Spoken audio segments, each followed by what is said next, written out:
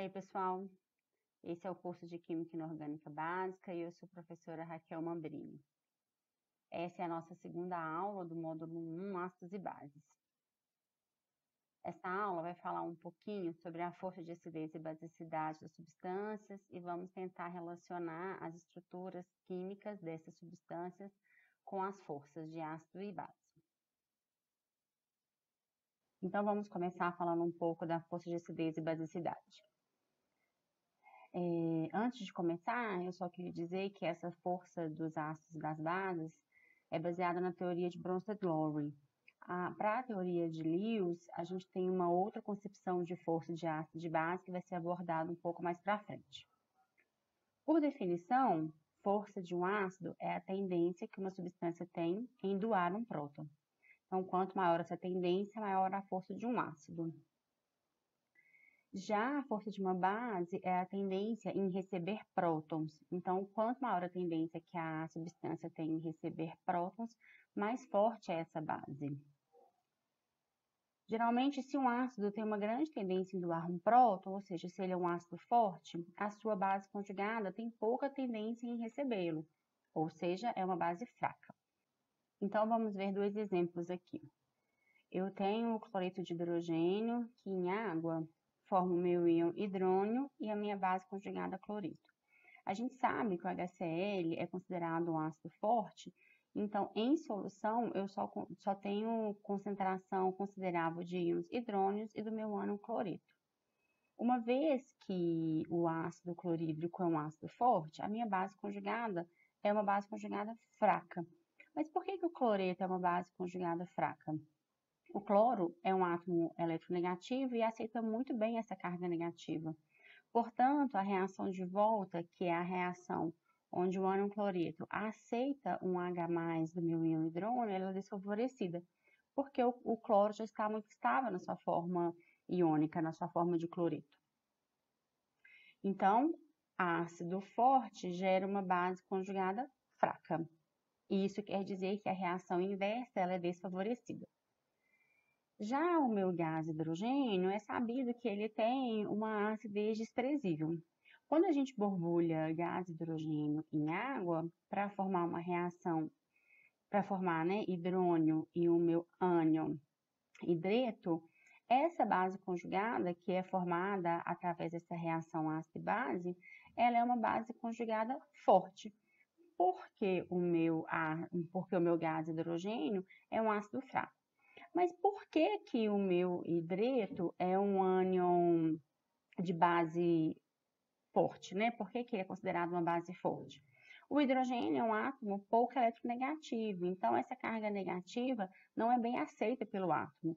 Então a reação inversa, que é aquela onde o hidreto recebe um H+, ela é favorecida. Então a gente pode dizer que ácido forte dá origem a uma base conjugada fraca. E ácido fraco dá origem a uma base conjugada forte. Ácidos e bases são eletrólitos fortes, encontrados inteiramente como íons em solução aquosa. A gente tem 7 ácidos fortes muito comuns aí, que a gente fala, estuda e é bem sabido na literatura. 6 deles são ácidos monopróticos, que são o ácido clorídrico, o bromídrico, o iodídrico, o ácido nítrico, o ácido clórico e o perclórico. Quem não lembra das nomenclaturas desses ácidos aí, vamos relembrar. E dentro das classes de ácido forte, a gente tem um ácido que é diprótico, que é o meu ácido sulfúrico. Em solução, quando eu tenho um ácido forte, a minha solução é simplesmente de concentração de base conjugada, de A- e de íons hidrônio. Então, na sua completa extensão, eu tenho uma concentração considerável da base conjugada e do meu íon hidrônio. As moléculas estão totalmente ionizadas, então, aqui em solução aquosa. Já meu ácido fraco, além da minha base conjugada presente e do meu íon hidrônio, eu também tenho uma concentração considerável de H+ na minha solução. Na sua grande maioria, os ácidos têm características fracas. Tirando esses ácidos mais comuns, que são os ácidos fortes, a grande maioria são ácidos fracos. E as bases, né? Geralmente, as bases fortes, ou seja, as bases que recebem muito bem um próton, as mais comuns são os hidróxidos iônicos, formados de metais alcalinos e metais alcalinos terrosos. Os metais alcalinos formam hidróxido, como, por exemplo, o hidróxido de sódio e o hidróxido de potássio. Os hidróxidos de metais alcalinos terrosos, os mais fortes são aqueles que possuem os metais alcalinos mais pesados, como o meu hidróxido de estrôncio. Também tem uma segunda classe de bases fortes, que são formadas por algumas substâncias que não são hidróxidos, mas que em água formam o meu íon hidroxila, né? Ou seja, ele aumenta a concentração de OH- da minha solução. Já as bases fracas, elas se dividem em duas categorias. A primeira são substâncias neutras, que têm um átomo central com um par de elétrons não ligantes, que é o caso, por exemplo, aqui da amônia, né? A amônia tem aqui o nitrogênio, um par de elétrons não ligantes, o que traz para essa substância uma basicidade considerável. Uma segunda classe de bases fracas são as aminas. Aqui eu tenho dois exemplos de amina, que é a metilamina, onde um hidrogênio da amônia foi substituído por um grupamento metil, formando então a minha metilamina, e a minha hidroxilamina, que também teve um hidrogênio substituído por um grupamento OH, mas que também é considerado uma base aqui, porque o meu nitrogênio tem um par de elétrons não ligantes. Uma segunda classe de bases fracas são aquelas formadas a partir da reação de um ácido fraco em água, né? Formando, por exemplo, os meus ânions. O acetato é uma base conjugada que é proveniente do ácido acético e, por ter essa carga negativa, é considerada uma base conjugada. Essas bases conjugadas geralmente têm caráter fraco. Aqui eu tenho um segundo exemplo, que é o meu oxalato, que é proveniente do meu ácido oxálico, que é um ácido diprótico que perde aqui 2 prótons para formar o meu oxalato.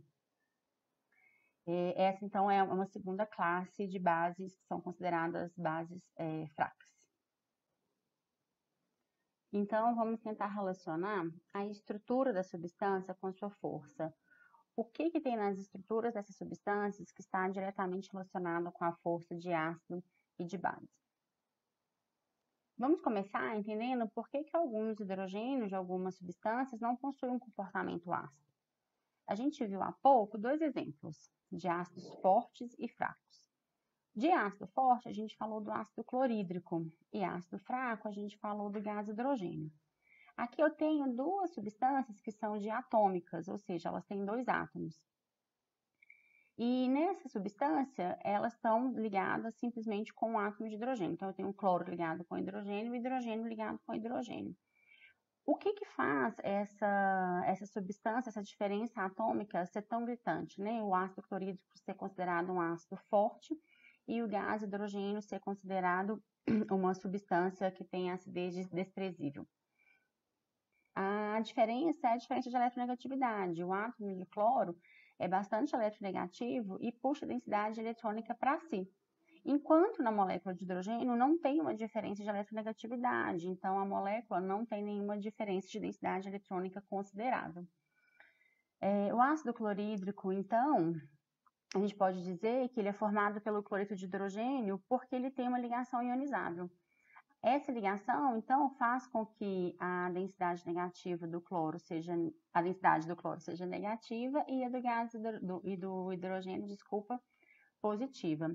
Essa diferença de densidade gera, então, uma facilidade na ionização dessa substância. Como no gás hidrogênio não tem essa diferença de eletronegatividade, a ionização se torna dificultada. Eu tenho 3 fatores que são predominantes para que uma substância tenha um caráter ácido. O primeiro, então, é a ligação HX ionizável, né, que torna ela facilmente ionizável. A segunda é a facilidade da ruptura da ligação HX, ou seja, quanto mais fraca for essa ligação, mais fácil é para esse hidrogênio ser ionizável. E o terceiro fator é a estabilidade da base conjugada formada. Quanto mais estável for essa base conjugada, mais forte é o meu ácido, porque a reação inversa fica desfavorecida. Vamos começar a comparar a força de ácidos dentro de um mesmo grupo.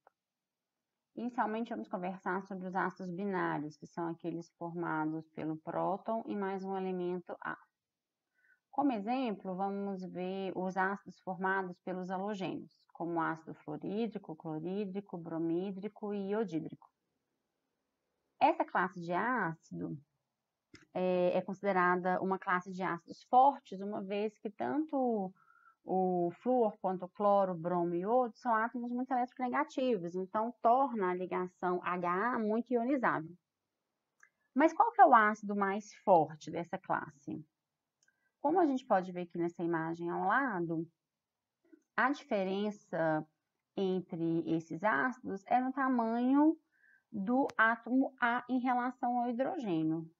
O átomo de iodo é um átomo muito maior que o átomo de hidrogênio.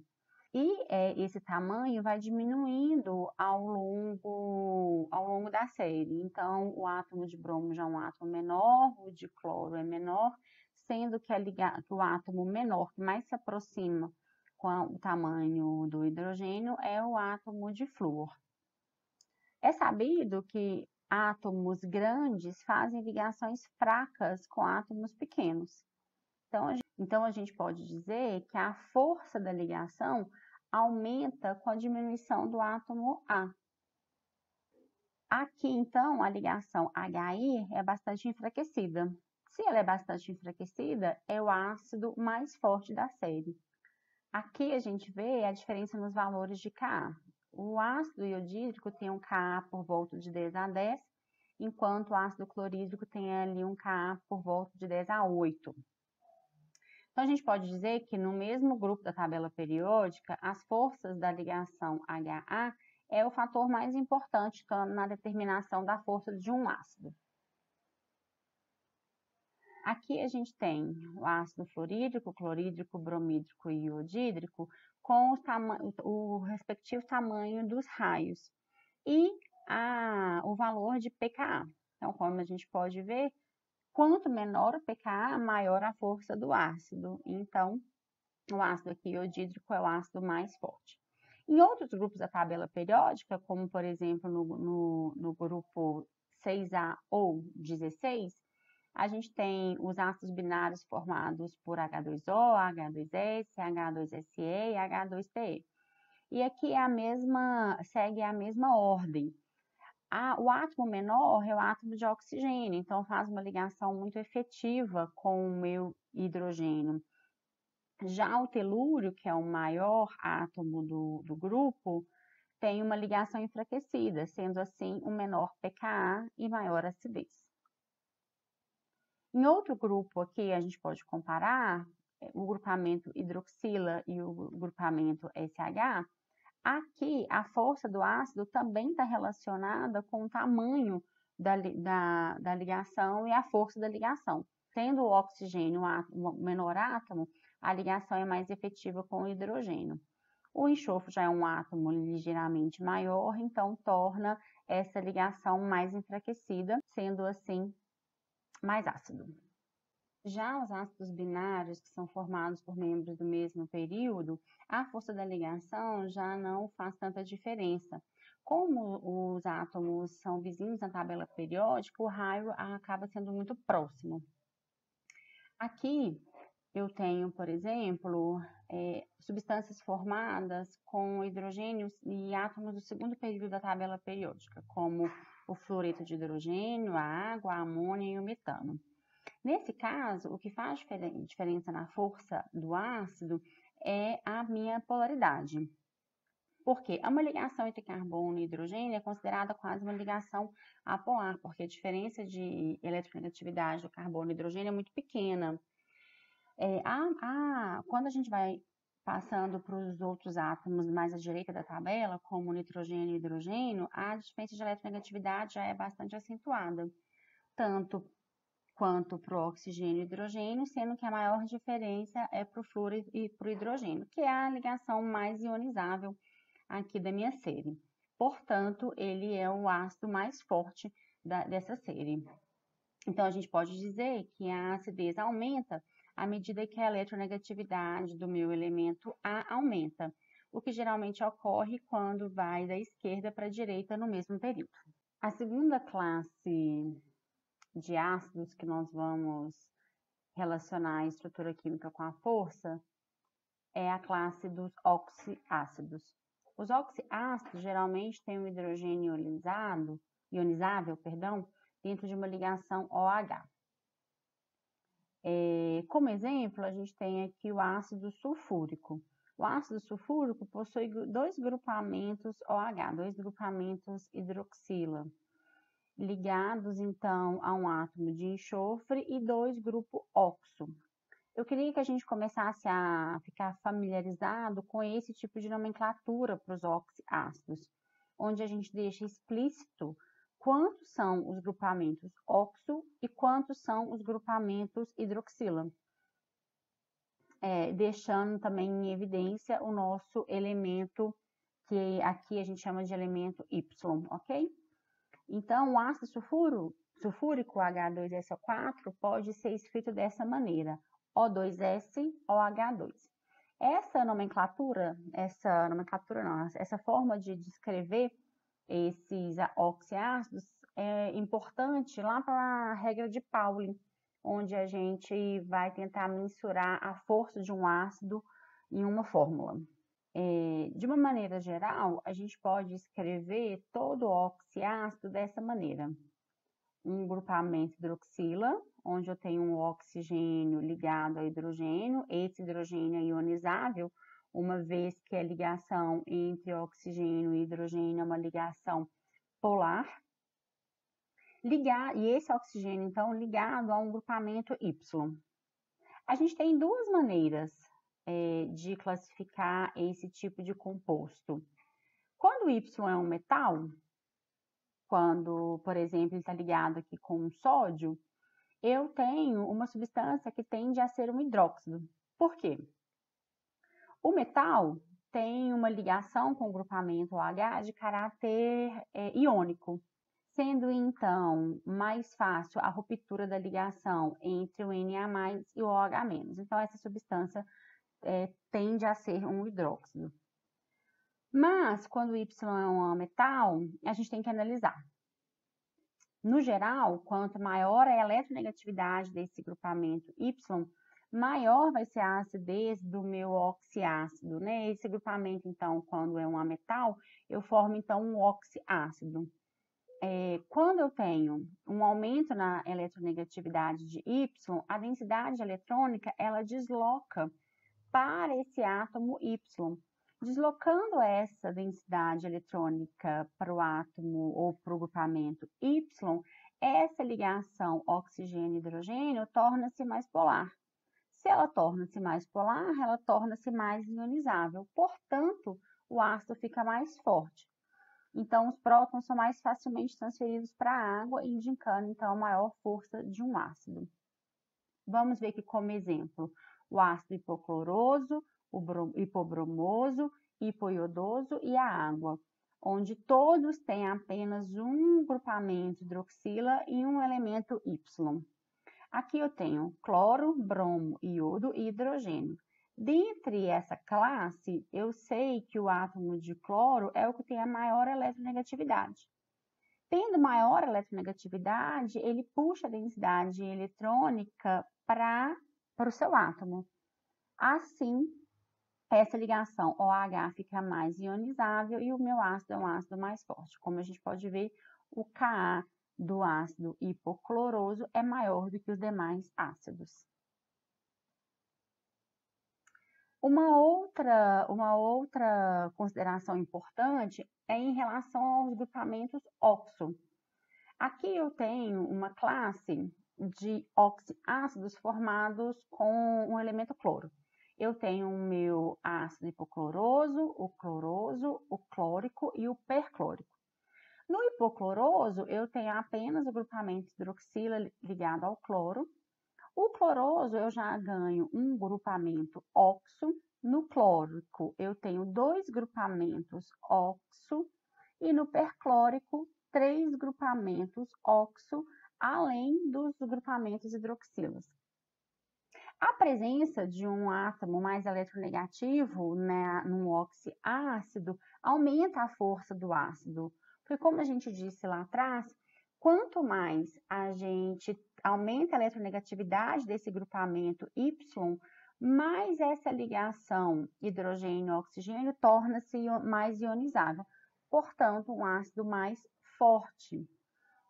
Então, no geral, a força de um ácido aumenta à medida que os átomos eletronegativos adicionais se ligam a um átomo central Y, dentro de um mesmo grupo. Então, quanto maior a quantidade de grupamentos oxo, maior a força do ácido. Pauling estruturou a força de um ácido através de uma regra que ele chama de regra de Pauling. Para os oxiácidos ou oxoácidos, a gente pode dizer que o pKa é aproximadamente 8 menos 5P. Como eu disse lá atrás, Pauling escreve os oxiácidos dessa maneira, onde esse oxigênio representa o grupamento oxo, P é a quantidade de grupamentos oxo que o meu átomo tem, que o meu ácido tem, E é aquele elemento, o elemento geralmente que é um ametal, o grupamento hidroxila e a quantidade Q de hidroxilas que eu tenho. Então, P é o número de grupamento oxo e Q é o número de hidroxila. Como exemplo, vou voltar lá no ácido sulfúrico. Eu tenho 2 grupamentos oxo, então eu tenho O2S e 2 grupamentos hidroxilas, OH2. Aqui no meu ácido nítrico, que eu tenho HNO3, eu posso escrevê-lo, então, da seguinte maneira. Eu tenho um grupamento hidroxila, então aqui o meu Q vale 1, e tenho 2 grupamentos oxo, então o meu P vale 2. Segundo Pauling, o meu pKa vai ser 8 menos 5P. Neste caso, P vale 2. Então, o pKa do ácido nítrico é aproximadamente 8 menos 5 vezes 2, que é a quantidade de grupamento oxo que tem no meu oxiácido. Então, segundo Pauling, o pKa do ácido nítrico é aproximadamente menos 2, porque é 8 menos 5 vezes 2. O pKa do ácido nítrico tabelado é 1 menos 1,4. Então, a regra de Pauling, ela se aproxima bastante aos valores encontrados do pKa. A regra de Pauling é importante porque quando ela destoa muito dos valores, é um indício forte de que a estrutura desse ácido, ela não é uma estrutura convencional como essa mostrada, onde eu tenho grupamentos hidroxilas e grupamentos oxo ligados ao meu elemento central. Lá na frente eu vou mostrar um exemplo dessas anomalias de oxiácidos. E quando eu tenho um ácido poliprótico, o que Pauling diz? Ele fala que os valores sucessivos de pKa dos ácidos polipróticos aumentam em 5 unidades para cada transferência protônica. Como assim? Vamos pegar o ácido sulfúrico de novo. O ácido sulfúrico, então, é um ácido diprótico, porque ele tem 2 grupamentos hidroxilas, e pela regra de Pauling, eu tenho a quantidade de grupos oxo 2 e grupamentos de hidroxila 2. O primeiro pKa, né, a primeira ionização do ácido sulfúrico é dada por 8 menos 5P. Então, 8 menos 5P vale menos 2. E a segunda ionização? A segunda ionização, então, é a primeira acrescido de 5 unidades. Então, o segundo pKa, segundo Pauling, vai ser mais 3. E também essa regra de aumentar 5 unidades para cada próton perdido é bastante válida e realmente ela só destoa quando tem anomalia na sua estrutura. E por fim, a terceira classe de ácidos que a gente vai ver são os ácidos carboxílicos, que são os ácidos orgânicos. Não é o foco dessa disciplina tratar desses ácidos carboxílicos, porque isso é visto lá na disciplina de Química Orgânica. Mas para que a gente tenha só uma correlação da estrutura e da acidez, a gente vai falar um pouquinho. Os ácidos carboxílicos são aqueles formados por esse grupamento carboxila, que é um grupamento carbonila juntamente com uma hidroxila. A gente já sabe que essa ligação oxigênio-hidrogênio ela é ionizável porque há uma diferença de eletronegatividade entre o oxigênio e o hidrogênio.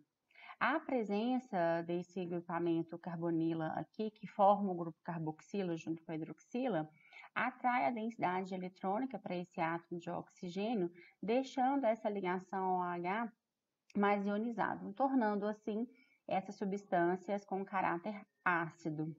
E é importante também porque ao perder esse hidrogênio num processo de ionização, a carga negativa formada, como é mostrado aqui embaixo, entra em ressonância com esse outro átomo de oxigênio e estabiliza a base conjugada. Então, a base conjugada é estabilizada pela ressonância e a presença dessa carbonila torna-se esse hidrogênio mais ionizável quando comparado com uma hidroxila numa cadeia orgânica convencional. As ligações após esse grupo funcional, né, da carboxila, também interferem na acidez desse ácido. Se eu tenho um grupamento que doa a densidade eletrônica, isso vai diminuir o meu caráter ácido. Por outro lado, quando eu tenho um grupamento que retira a densidade eletrônica, ou seja, grupamentos que são muito eletronegativos, eu enfraqueço mais essa ligação OH e o meu ácido se torna mais ácido. Então, a gente pode resumir da seguinte maneira. Em solução aquosa, quando eu tenho um ácido HA, eu tenho então a formação do meu íon hidrônio e da minha base conjugada. Então, a diferença em solução aquosa é a base conjugada, pois em água os ácidos formados são formados pelo íon hidrônio. A força do ácido depende diretamente dessa estabilidade da base conjugada. Esse é um diagrama de energia onde a gente tem um ácido que em solução aquosa pode formar uma base conjugada a menos de caráter forte, porque ela veio de um ácido fraco, ou formar uma base conjugada a menos de força fraca, porque ela vem de um ácido forte. Então, além da gente analisar a força da ligação HA, e a facilidade de ruptura dessa ligação, a gente também tem que avaliar a força da minha base conjugada. Em relação à basicidade, né, como que a estrutura química pode me predizer a força da basicidade? Vamos só relembrar que, segundo a teoria de Bronsted-Lowry, base é toda substância que pode receber um próton. É fácil a gente fazer a relação em que quanto mais fácil a substância recebe o próton, mais forte ela é. Aqui nessa reação, eu tenho a água como uma base e o ácido clorídrico como um ácido.